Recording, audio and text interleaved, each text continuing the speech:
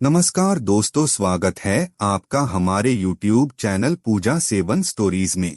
जय श्री कृष्ण दोस्तों, आज हम आपको इस वीडियो में बताएंगे उन संकेतों के बारे में जिससे आपको ये पता चलता है कि आपकी तपस्या रंग लाने वाली है। पहला संकेत, प्रकृति के साथ गहरा संबंध और ब्रह्मांडीय चेतना का अनुभव। तपस्या की प्रगति के साथ साधक अपने चारों ओर के प्राकृतिक वातावरण के साथ एक गहरा जुड़ाव महसूस करता है। उसे पेड़ पौधों, पक्षियों, हवा और जल में एक ही सार्वभौमिक चेतना का बोध होता है। यह अनुभव यह दर्शाता है कि साधक ने अपनी व्यक्तिगत सीमाओं को पार कर संपूर्ण सृष्टि के साथ एकता का एहसास कर लिया है। सामान्य जीवन में हम प्रकृति को अलग समझते हैं, परंतु तपस्या से यह समझ बनती है कि हम सब एक ही ऊर्जा का अंश हैं। जब साधक इस एकात्मता को महसूस करता है, तो वह प्रकृति के प्रत्येक रूप में परम दिव्यता देखता है और उसके प्रति गहरा सम्मान और प्रेम जागृत होता है। ऐसे साधक को वन, नदियाँ, पहाड़ और अन्य प्राकृतिक स्थान अत्यंत शांति और आनंद देते हैं। उसे ऐसा लगता है जैसे प्रकृति के तत्व उससे संवाद कर रहे हों। वह पक्षियों की मधुर आवाज, हवा के झोंके और सूर्य की किरणों में एक अद्भुत दिव्य अनुभूति महसूस करता है। इससे वह प्रकृति की रक्षा और संरक्षण के लिए स्वाभाविक रूप से प्रेरित होता है और प्रकृति के साथ संतुलित जीवन जीने का प्रयास करता है। दूसरा संकेत, धर्म और सत्य की ओर स्वाभाविक झुकाव। आत्मा की पुकार। जब साधक की तपस्या गंभीर और निरंतर होती है, तो एक समय ऐसा आता है जब उसके भीतर नैतिकता और सच्चाई के प्रति स्वतः ही आकर्षण जन्म लेने लगता है। यह कोई प्रयास करके नहीं होता, बल्कि साधक की चेतना इतनी परिष्कृत हो जाती है कि उसका मन अब झूठ, छल और अन्याय से स्वाभाविक दूरी बनाने लगता है। उसे जीवन में सत्य की गूंज सुनाई देने लगती है और धर्म के मार्ग पर चलना उसके स्वभाव का हिस्सा बन जाता है। इस स्थिति में वह सांसारिक मोह, भोग और दिखावे से विमुख होकर सरल, सच्चे और सार्थक जीवन की ओर बढ़ता है। वह अपने कार्यों में पारदर्शिता और न्याय की भावना रखता है। दूसरों के प्रति करुणा और सहानुभूति उसमें सहज रूप से प्रकट होने लगती है। धार्मिक शास्त्रों, सत्संगों और नीति से जुड़ी चर्चाओं में उसकी गहरी रुचि बनती है। ऐसे साधक के लिए सत्य कोई वैचारिक विषय नहीं रह जाता, वह उसकी जीवन शैली बन जाता है। उसका समर्पण, आचरण और सोच सभी धर्म के अनुरूप होने लगते हैं। यह दर्शाता है कि उसकी आत्मा अब ईश्वर के निकट पहुंच रही है। तीसरा संकेत, सूक्ष्म बोध की जागृति। अदृश्य का अनुभव। जब तप का ताप भीतर गहराई तक उतरता है, तो साधक की चेतना इतनी सूक्ष्म और पारदर्शी हो जाती है कि वह सामान्य इंद्रियों से परे की बातों को अनुभव करने लगता है।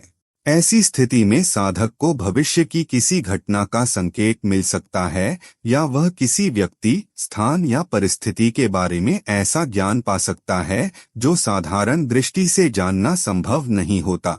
यह अंतर्दृष्टि कोई चमत्कार नहीं, बल्कि आंतरिक शुद्धि और उच्चतर चेतना से उपजी सहज अनुभूति होती है। कई बार यह ज्ञान ध्यान में, स्वप्न के माध्यम से या बिना किसी स्पष्ट कारण के भीतर की गूंज बनकर सामने आता है। वह जान जाता है कि कौन सा मार्ग उचित है, भले ही तर्क या अनुभव कुछ और कह रहे हों। इस प्रकार की शक्ति का उद्देश्य दूसरों की सहायता और आत्मनिर्देशन होता है, न कि दिखावा या स्वार्थ। यह शक्ति जिम्मेदारी के साथ आती है और साधक को अधिक विनम्र, सजग और सतर्क बनाती है। जब यह अनुभव सच्ची तपस्या से उत्पन्न होता है, तो वह साधक को अपने और दूसरों के जीवन में प्रकाश फैलाने का माध्यम बना देता है। चौथा संकेत, नेत्रों में प्रकट होता है। आत्मिक तेज, भीतर के प्रकाश की झलक। जब साधना गहराई में प्रवेश करती है और आत्मा शुद्धता की दिशा में आगे बढ़ती है, तो उसका प्रभाव साधक की आंखों में सहज रूप से परिलक्षित होने लगता है। यह कोई साधारण चमक नहीं होती, बल्कि एक दिव्य आभा होती है जो साधक की चेतना के परिष्कार और आंतरिक शुद्धि की साक्षी होती है। आंखें केवल देखने का माध्यम नहीं हैं, वे आत्मा की अभिव्यक्ति का दर्पण होती हैं। जब साधक अपने भीतर के विकारों को जला देता है, तो उसकी दृष्टि में करुणा, स्थिरता और आत्मिक शांति स्वतः प्रकट हो जाती है। ऐसे साधक की आंखों में एक प्रकार का आकर्षण होता है जो न केवल देखने वाले को मंत्रमुग्ध करता है बल्कि उसके भीतर सुकून और विश्वास भी जागृत करता है। यह तेज किसी बाहरी साधन या अभ्यास से उत्पन्न नहीं होता, यह तप और साधना से उत्पन्न वह ऊर्जा होती है जो भीतर के अंधकार को हटाकर आत्म प्रकाश को प्रकट करती है। ऐसा साधक दूसरों के लिए एक चलती फिरती प्रेरणा बन जाता है, जिसकी आंखों में देखने से ही भीतर कोई अनकही शांति उतरने लगती है। 5वां संकेत, ईश्वरीय उपस्थिति का अनुभव। गुरु या इष्ट के दिव्य दर्शन जब साधक की साधना प्रबल होती है और उसकी चेतना ऊर्ध्वगामी होकर सूक्ष्म लोकों तक पहुंचने लगती है, तब एक विलक्षण अनुभव उसके जीवन में घटित होता है। उसे अपने आराध्य या आध्यात्मिक मार्गदर्शक के दिव्य रूप का दर्शन होने लगता है। यह दृश्य अनुभव किसी सामान्य कल्पना या भावना से परे होता है। यह चेतना के उस स्तर पर घटता है जहां शब्द मौन हो जाते हैं और अनुभव बोलने लगते हैं। ध्यान की अवस्था में अचानक एक दिव्य प्रकाश अथवा नाद की तरंग के साथ साधक को अपने गुरु या इष्ट देव का साक्षात अनुभव हो सकता है। यह उपस्थिति उसे केवल देखकर नहीं बल्कि भीतर तक स्पर्श करके जाती है, उसमें श्रद्धा, प्रेम और अद्भुत साहस भर देती है। कभी यह अनुभव रूप में होता है तो कभी केवल एक ऊर्जा या आशीर्वाद की लहर के रूप में। ऐसा अनुभव न केवल साधना की पुष्टि करता है बल्कि साधक के भीतर नया जीवन संचारित करता है। उसका भय समाप्त होता है और विश्वास इतना गहरा हो जाता है कि अब वह किसी भी कठिनाई में विचलित नहीं होता। यह दर्शन उसकी आत्मा को दिशा और शक्ति दोनों प्रदान करता है। 6वां संकेत, स्वप्नों के माध्यम से मिलने वाले दिव्य संकेत और दिशा। जब साधक की साधना प्रगाढ़ होती है तो सूक्ष्म जगत से संवाद का एक नया द्वार खुलता है। यह संवाद अक्सर स्वप्नों के माध्यम से होता है, जहां साधक को ऐसे अनुभव होते हैं जो केवल सामान्य स्वप्न नहीं होते। ये दिव्य संकेतों से युक्त, गहरे भावात्मक और प्रतीकात्मक होते हैं। इस स्थिति में साधक को अपने स्वप्नों में ऋषि मुनि, देवस्वरूप या प्रकाशमान आकृतियां दिखाई दे सकती हैं, जो किसी विशेष संदेश, चेतावनी या आशीर्वाद के रूप में प्रकट होते हैं। स्वप्न वह अवस्था है जहां जागरूक मन शांत होता है और अंतरात्मा की संवेदनशीलता तीव्र हो जाती है। तप के प्रभाव से साधक का अवचेतन उन ऊर्जाओं से जुड़ने लगता है जो सामान्यतः अनुभव से परे होती हैं। ऐसे स्वप्न साधक को उसकी साधना की दिशा, उसके भीतर छुपी संभावनाओं या किसी भावी चुनौती की ओर संकेत करते हैं। कभी कभी ये संदेश अत्यंत स्पष्ट और निर्देशात्मक भी हो सकते हैं। जब ऐसे दिव्य स्वप्न बार बार आने लगें और उनके प्रभाव से साधक भीतर से उत्साहित, शांत और मार्गदर्शित अनुभव करे, तो यह संकेत है कि तपस्या अब सूक्ष्म लोकों तक पहुंच बना चुकी है और ब्रह्मांड स्वयं संवाद कर रहा है। 7वां संकेत, आंतरिक शक्ति का प्रकट होना। कुंडलिनी का जागरण। जब साधक की साधना सघन और सात्विक हो जाती है तो शरीर के मूल में स्थित एक सूक्ष्म शक्ति धीरे धीरे जागृत होने लगती है। यह शक्ति, जिसे योग में कुंडलिनी कहा जाता है, सामान्यतः सुप्त अवस्था में होती है और तपस्या के प्रभाव से सक्रिय होकर ऊपर की ओर चढ़ती है। इसे अक्सर एक कुंडली मारे सर्प के रूप में देखा गया है, जो जागने पर शरीर में स्थित ऊर्जा केंद्रों, चक्रों को सक्रिय करती है। इस शक्ति के जागरण से साधक के भीतर कई स्तरों पर परिवर्तन आने लगते हैं। वह कभी रीढ़ के निचले भाग में कंपन, गर्माहट या स्पंदन का अनुभव करता है। जैसे जैसे यह ऊर्जा ऊपर की ओर प्रवाहित होती है, साधक को शरीर में हलचल, प्रकाश की झलक या भीतर उठती दिव्य लहरों का अनुभव होने लगता है। भावनात्मक और मानसिक स्तर पर भी परिवर्तन होते हैं। हृदय में अकारण प्रेम, आनंद और करुणा जागने लगती है। साधक का अंतर्ज्ञान तीव्र होता है और वह स्वयं को ब्रह्मांडीय चेतना से जुड़ा हुआ महसूस करता है। यह संकेत केवल एक ऊर्जा परिवर्तन नहीं, बल्कि आत्मिक विकास की दिशा में एक विशाल छलांग होता है, जो तपस्या की गहराई को प्रमाणित करता है। 8वां संकेत, बिना प्रयास ध्यान में डूब जाना। सहज समाधि की अवस्था जब तपस्या की गहराई साधक तक पहुंचती है, तब ध्यान की प्रक्रिया उसके लिए स्वाभाविक हो जाती है। ऐसी अवस्था में साधक को ध्यान में बैठने या मन को एकाग्र करने के लिए कोई विशेष प्रयास करने की जरूरत नहीं रहती।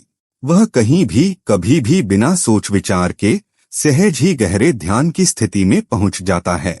यह संकेत बताता है कि साधक का मन अब चंचलता से मुक्त होकर स्थिर और शांत हो चुका है। प्रारंभ में ध्यान साधक के लिए एक कठिन कार्य होता है, जिसमें निरंतर अभ्यास और लगन की आवश्यकता होती है। लेकिन जैसे जैसे साधना प्रगति करती है, मन की ऊर्जा अपने आप नियंत्रित हो जाती है और वह बिना किसी बाधा के ध्यान में लीन हो जाता है। इस अवस्था में समय और स्थान का ज्ञान मिट जाता है और अंदर गहरी शांति और आनंद का अनुभव होता है। ऐसे साधक की मानसिक शक्ति और आध्यात्मिक ऊर्जा का प्रवाह सहज हो जाता है, जो उसके जीवन में स्पष्टता, ऊर्जा और सकारात्मकता लेकर आता है। यह सहज समाधि उसकी तपस्या की प्रगति और सफलता का अनिवार्य संकेत है।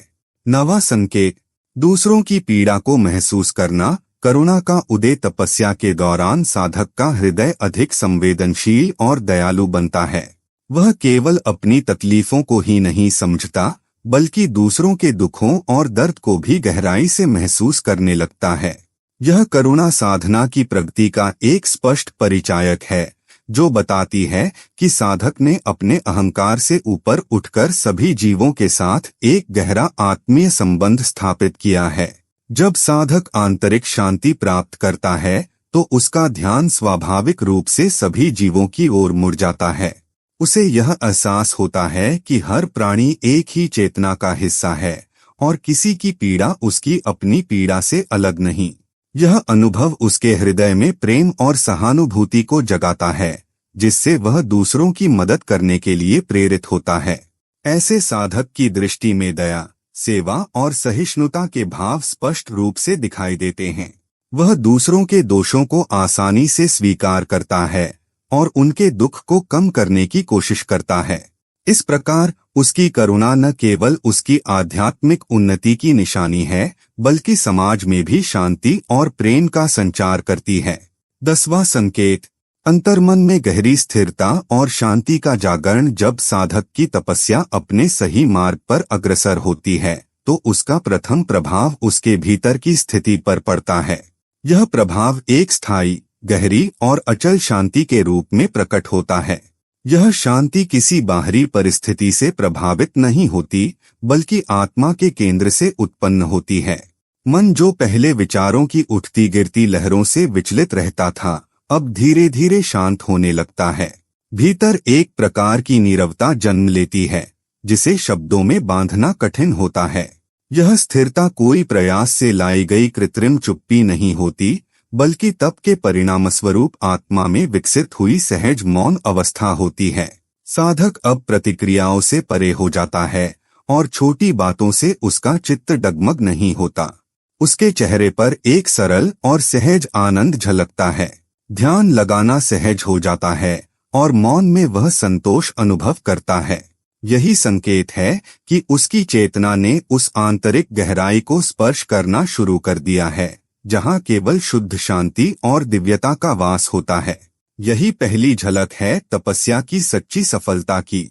उम्मीद करते हैं कि आपको इस वीडियो से कुछ नया जरूर सीखने को मिला होगा। आपको वीडियो कैसी लगी हमें कमेंट बॉक्स में जरूर बताएं। अगर वीडियो के दौरान मुझसे कोई गलती हो गई हो तो मैं माफी चाहता हूं। दोस्तों, हमारे चैनल पर और भी अच्छी वीडियोस है, उन्हें भी जाकर आप जरूर देखें। लिंक जो है वह आप डिस्क्रिप्शन बॉक्स में चेक कर सकते हैं। जो अक्सर डेली हमारी वीडियोस देखते हैं, उन सभी का दिल से शुक्रिया। दोस्तों, अगर आपको ये वीडियो अच्छा लगा तो कृपया करके वीडियो को लाइक और कमेंट बॉक्स में हर हर महादेव जरूर लिखें और वीडियो को शेयर जरूर करें और चैनल को सब्सक्राइब करें। धन्यवाद। ओम नमः शिवाय। यहाँ यह बताना जरूरी है कि हम किसी भी तरह की मान्यता, जानकारी की पुष्टि नहीं करते हैं। किसी भी जानकारी या मान्यता को अमल में लाने से पहले संबंधित विशेषज्ञ से सलाह लें। वीडियो को अंत तक देखने के लिए आप सभी का बहुत बहुत धन्यवाद।